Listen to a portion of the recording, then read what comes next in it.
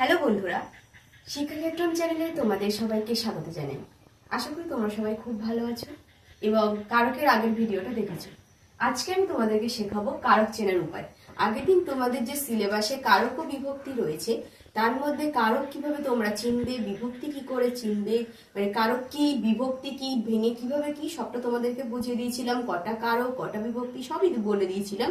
তোমরা যদি কেউ আগের ভিডিওটা না দেখে থাকো তাহলে আগে যাও, ফট করে আগের ভিডিওটা দেখে তারপর এই ভিডিওটা দেখো, নাহলে তোমরা বুঝতে পারবে না। তো আজকে আমি তোমাদেরকে শেখাতে চলেছি কারক চেনার উপায়। তোমাদের সুবিধার্থে আমি আগে লিখে রেখেছি। তাহলে চলো আজকে ভিডিওটা তাহলে শুরু করি। প্রথমে আসছে একের দাগে পদের শেষে যদি বিসর্গ এবং ইতি থাকে তাহলে সেখানে কর্তৃকারক হবে। তাহলে কর্তৃকারক চেনার উপায় কি না, যে পদের শেষে থাকবে সেখানটায় পদের শেষে একটা বিসর্গ থাকবে অথবা শব্দের বা বাক্যের মধ্যে ইতি থাকবে। এই দুটো যদি থাকে তাহলে সেখানে অবশ্যই কর্তৃকারক হবে। এরপরে আসি কর্মকারক। পদের শেষে ম, অনুস্বার, আন, ভি থাকলে কর্মকারক হবে। তাহলে কি কি থাকলে কর্মকারক হবে না, পদের শেষে ম, অনুস্বার, আন, ভি এগুলো থাকলে কর্মকারক হবে। এরপরে আসছে পদের শেষে এনো, ভ্যাম, আ থাকলে করণকারক হবে।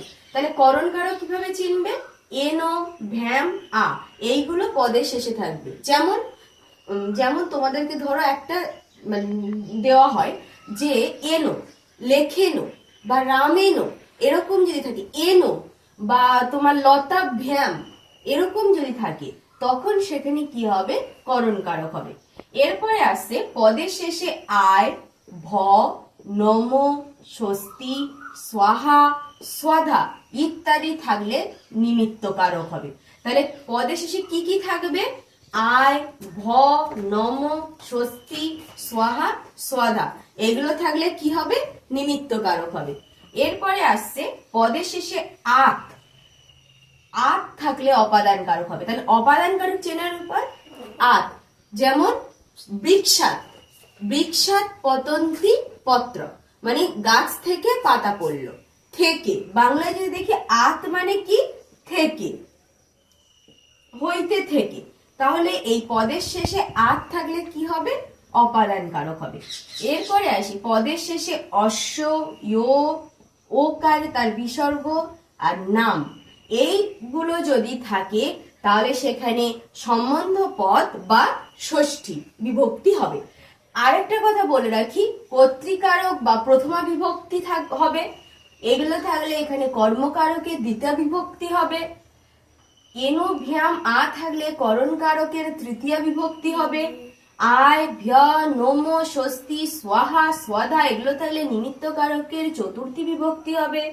পদের শেষে আট থাকলে অপাদান কারক বা পঞ্চমী বিভক্তি হবে এবং পদের শেষে অশ্ব, ইয়, ও, নাম থাকলে সম্বন্ধ পদ বা ষষ্ঠী বিভক্তি হবে এবং সর্বশেষ পদের শেষে এ, সু থাকলে অধিকরণ কারক বা সপ্তমী বিভক্তি হবে। তোমরা যারা বিভক্তিটা বুঝতে পারছো না যে কোন কারকের কোন বিভক্তি, তোমরা যাও, আগের ভিডিওতে আমি বিভক্তি এবং কারকের একটা ছক করে দিয়েছি, তোমরা ওটা দেখলে তোমাদের এটা একদম পরিষ্কার হয়ে যাবে। আচ্ছা, এবার আমি তোমাদের কারক ও বিভক্তির তার যে প্রথমা বিভক্তি তোমাদেরকে কারক কিভাবে চিনবে সেটা বলে দিলাম। এইবারে প্রথমা বিভক্তি কি কি সূত্র রয়েছে সেগুলো তোমাদেরকে পড়ে দিলে তোমাদের সিলেবাসে আছে। অবিধেয়, অব্যয়, উক্ত, কর্তা, সম্বোধনী। তোমাদের সুবিধার জন্য এটা আমার স্যারের কাছ থেকে শেখা, আমি তোমাদেরকে সেই শিক্ষাটা দান করার চেষ্টা করছি। অবিধেয়, অব্যয়, উক্ত, কর্তা, সম্বোধনী।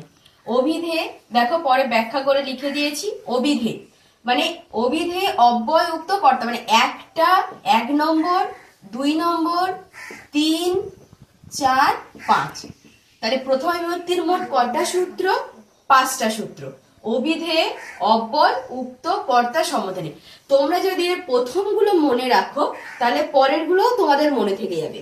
এটা প্রত্যেকটা সূত্রের প্রথম লাইন মানে প্রথম ওয়ার্ড। অবিধেয়, অব্যয়, উক্ত দেখো পরে ব্যাখ্যা করে দিয়েছি। অবিধেয়, অবিধেয় প্রথমা বা প্রাতিপদিকে প্রথমা। অব্যয়, অব্যয়, অব্যয় যোগে চ প্রথমা। তারপরে আসছে উক্ত, উক্ত, উক্ত কর্মণি প্রথমা। তারপরে আসছে কর্তা, কর্তা কর্তরি প্রথমা। তারপর আছে সম্বোধনী। সম্বোধনে চ প্রথমা। সম্বোধনটা নিয়েছে এখান থেকে কর্তরি প্রথমার কর্তা গেছে, উক্ত কর্মণির উক্ত গেছে, অব্যয় যোগে চ প্রথমার অব্যয় গেছে, অভিধেয় প্রথমার অভিধেয় গেছে। তো তোমরা যদি কেউ অভিধেয় অব্যয় উক্ত কর্তা সম্বোধনী এতটুকুনি মনে রাখতে পারো, তাহলে পরের এই যে প্রথমা, যোগে চ প্রথমা, কর্মণি প্রথমা, প্রথমা চ প্রথমা, এগুলো তোমাদের ইজিলি মনে থেকে যাবে। তো তোমাদের প্রথমা বিভক্তির যে সূত্র এরকম ভাবে মুখস্থ করবে, অভিধেয় উক্ত অভিধেয় অব্যয় উক্ত কর্তা সম্বোধনী, অভিধেয় অব্যয় উক্ত কর্তা সম্বোধনী। এইগুলো মনে রাখলে বাকি তোমাদের এই সূত্র মনে রাখাটা কোনো কঠিন ব্যাপার নেই। পরের দিন আমি তোমাদেরকে দেখাবো যে প্রথম বিভক্তির এই যে সূত্র বা কারকের তোমরা কিভাবে সেটা চিনবে এবং কিভাবে সেটা তোমরা করবে।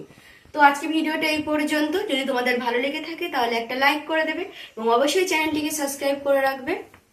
এবং যদি ভালো এবং পরের তোমরা কি শিখতে যাও সেটা একটা কমেন্ট করে জানাবে এবং তোমাদের বন্ধুদের কাছে একটা শেয়ার দিয়ে রাখবে। তাহলে আজকে এই পর্যন্ত, দেখা হচ্ছে পরের একটি ভিডিওতে।